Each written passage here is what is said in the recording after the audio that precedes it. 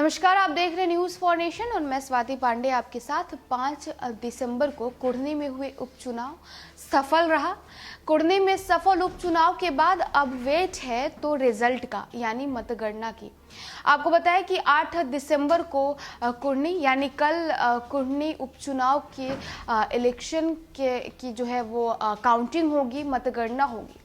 आपको बताते चले कि कुढ़नी में जो भी जीतेगा उसके जो किस्मत का फैसला होगा वो आधी प्रतिशत आबादी करेगी। यानी आपको बताया कि कुढ़नी उपचुनाव में 58% वोट डाली गई है, जिसमें महिलाओं की संख्या सबसे ज्यादा रही है। आपको बताया कि 61% महिलाओं ने कुढ़नी में वोट डाला है, तो वहीं 55% ही पुरुषों ने वोट डाला।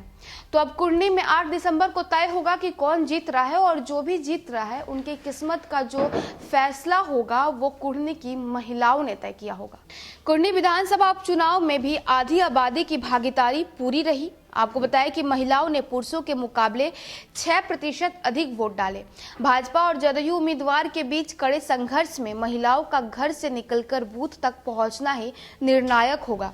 यह इसलिए कि 6% के अंतर का अर्थ 8 से 9 हजार वोट है। माना जा रहा है कि जीत हार का अंतर इतने ही वोट के आसपास रहेगा। यह पहली बार नहीं हुआ है। पिछले कई चुनाव में पुरुषों के मुकाबले महिलाओं के अधिक वोट ने परिणाम को प्रभावित किया है। सरकार के निर्णय का समर्थन तो विरोध के भी स्वर इसमें शामिल हैं। और कुढ़नी विधानसभा उपचुनाव के दौरान अनुसूचित जाति की महिलाएं बूथों पर उतरी तो उनके स्वर मुखर थे।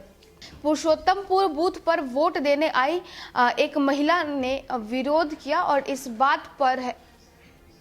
और उनका विरोध इस बात पर है कि पुरुषों को पुलिस गलत आरोप में भी पकड़ ले रही है। इसे कमाने वाला सदस्य जेल चला जाता है, उसे छुड़वाने में हजारों रुपए खर्च हो रहे हैं।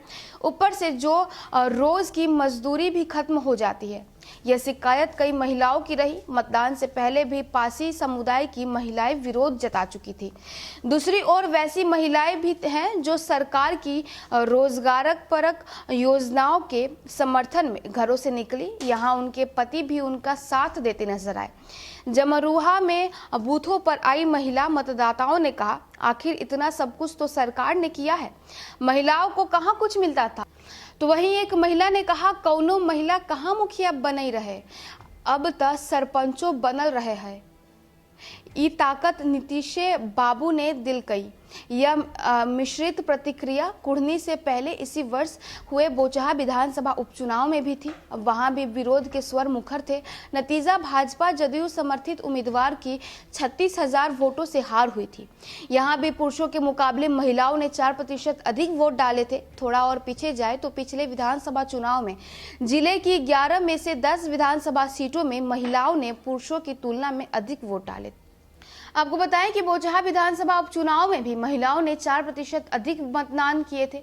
तो वहीं अब कुढ़नी में भी कुढ़नी विधानसभा उपचुनाव में पुरुषों के मुकाबले 6% अधिक महिलाओं ने वोट डाले हैं। तो देखिए, बोचहा में भी पुरुषों से अधिक महिलाओं ने वोट डाला था, और अब वहीं 5 दिसंबर को जो कुढ़नी विधानसभा में उपचुनाव हुए थे उसमें भी पुरुषों के मुकाबले महिलाओं ने ज़्यादा वोट डाले हैं। तो यानी बिहार की महिला पुरुषों से ज़्यादा एक्टिव है अपने राइट को यूज़ करने में, जो कि आपको बताया कि कुढ़नी की महिलाओं ने सिद्ध कर दिया।